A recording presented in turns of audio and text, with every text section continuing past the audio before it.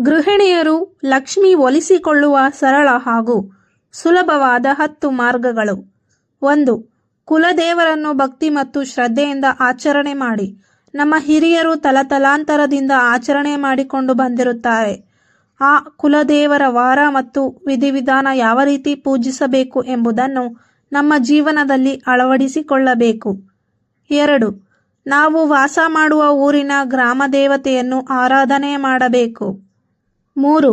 ಮನೆಯಲ್ಲಿ ತುಳಸಿ ಗಿಡದ ಪಕ್ಕದಲ್ಲಿ 2 ದೀಪ ಇಟ್ಟು ಪೂಜೆ ಮಾಡಿ. 4.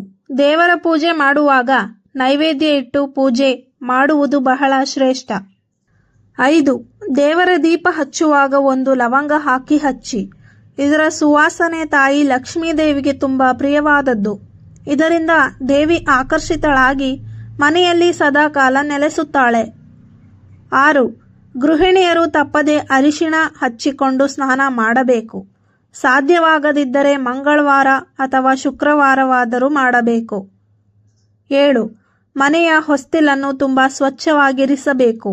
ಹೊಸ್ತಿಲು ಕಳೆಕಳೆಯಾಗಿ ಇದ್ದಷ್ಟು ಹೆಚ್ಚು ಲಕ್ಷ್ಮೀ ದೇವಿಯು ಒಲಿಯುತ್ತಾಳೆ. 8. ಯಾವುದೇ ಕಾರಣಕ್ಕೂ ರಾತ್ರಿ ವೇಳೆ ಮೊಸರನ್ನವನ್ನು ತಿನ್ನಬಾರದು. 9.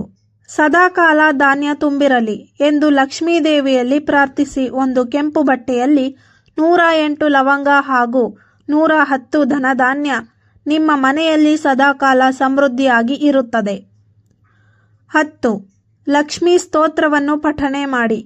ಇದು ನಿಮಗೆ ಲಕ್ಷ್ಮಿಯನ್ನು ಒಲಿಸಿಕೊಳ್ಳುವ ಬಹುಮುಖ್ಯ ಅಂಶವಾಗಿದೆ. ಸ್ನೇಹಿತರೆ, ಈ ಮಾಹಿತಿ ನಿಮಗೆ ಇಷ್ಟವಾಗಿದ್ದಲ್ಲಿ ತಪ್ಪದೆ ಲೈಕ್ ಮಾಡಿ, ಶೇರ್ ಮಾಡಿ ಮತ್ತು ನಮ್ಮ ಯೂಟ್ಯೂಬ್ ಚಾನಲನ್ನು ಸಬ್ಸ್ಕ್ರೈಬ್ ಮಾಡಿ. ಧನ್ಯವಾದಗಳು.